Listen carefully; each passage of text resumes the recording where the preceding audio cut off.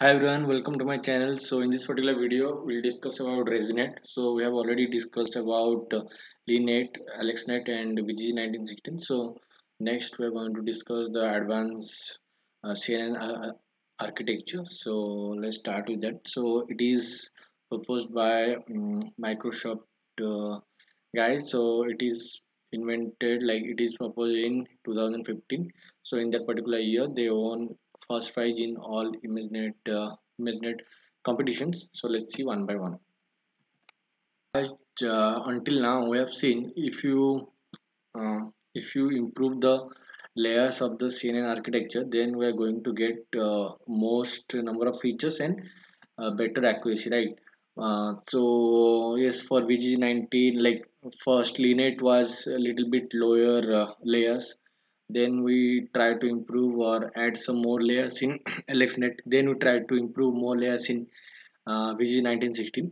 So apparently in our mind from starting actually we noticed that if we increase the layers the accuracy would be more, so that the training error would be more, sorry, training error would be less.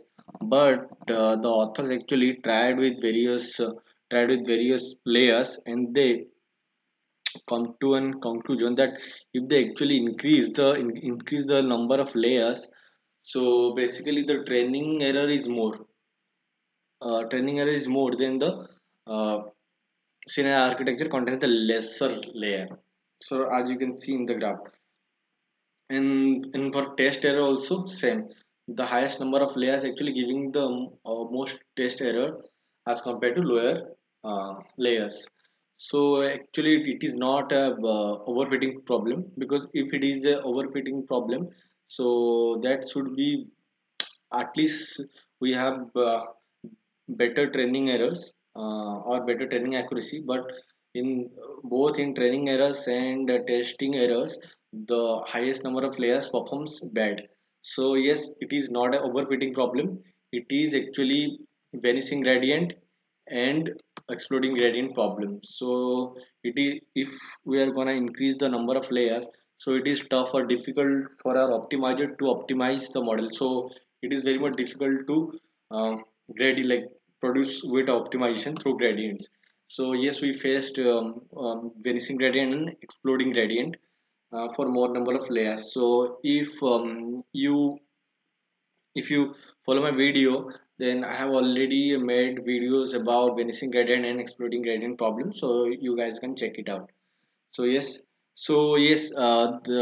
from this part actually the conclusion in that if we increase the number of layers, there is not possibility or of getting better training errors. So yes, it is uh, contrary to our earlier thoughts about increasing the number of layers. Okay.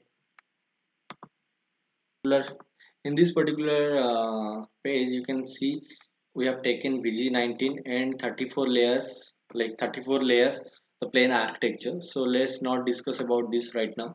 So as you can understand, from VG19 have only 19 layers of 19 convolution layers, and 34 layer pen has 34 number of layers. So as per the earlier thought, uh, we expect that 34 number of layers should perform better than VG19, which has 19 layers.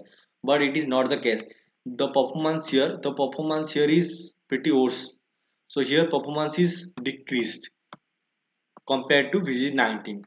So if you try to convert these layers, and we try to manipulate or try to make our optimizer understand, okay, if VG19 is giving much more efficient performance, then rather than 34 number of layers, try to minimize or try to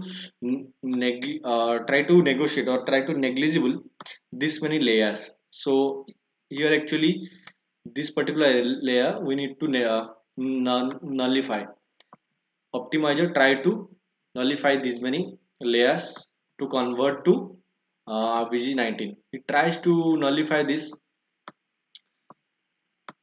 one, and also for this gap also, for till now this gap also it tries to nullify this.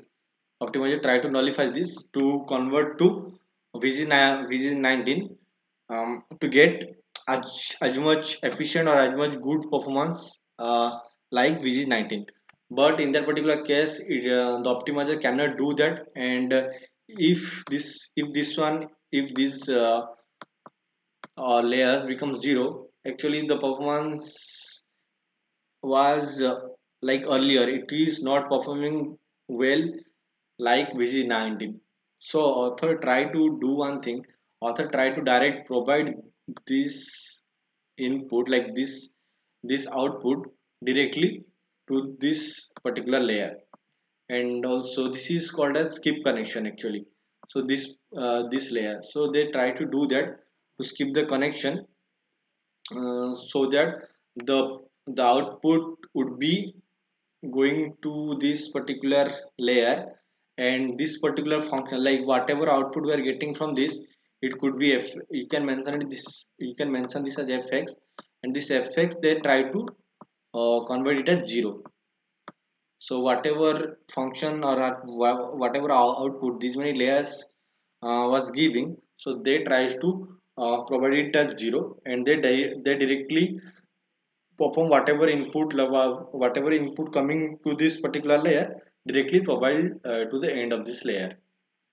Okay, so this is nothing but the skip connection. So yes, for next in the next part I will make you understand like what is the maths behind this particular residual architecture. This would be quite interesting. So yes, thanks for watching guys. So the next part of the resonant architecture will be coming soon. Thank you.